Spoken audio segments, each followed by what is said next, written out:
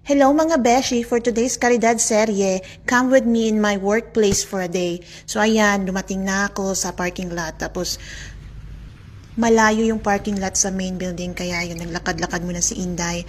Ayan, nag-clock in na ako at naglakad-lakad din ulit, papasok doon sa laboratory namin.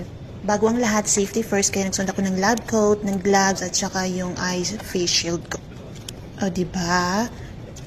Tapos, ilabas ko na yung mga reagent ko. Ganun talagang ginagawa ko una. Nilalabas ko yung mga reagent ko para mag-room temperature siya bago gamitin. I also prepare other stuff na ginagamit ko sa aking assay for that day para ready na kung mag-umpisa na akong mag-start ng assay ko. Papit-papit si Inday.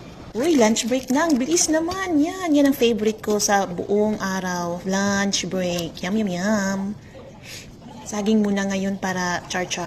Tapos ayan, balik na ako sa trabaho, chinek ko yung mga ginagawa ko, kung may problema ba, ayos ba, o may kailangan bang gawin. Pag natapos ko na lahat ng perform ng assay ko, ayan, nag-check na ako ng mga results, nag-review. Tapos i-release na. Tapos nagbabay na ako sa mga co-workers ko, ayan, diba, gwapa at gwapa.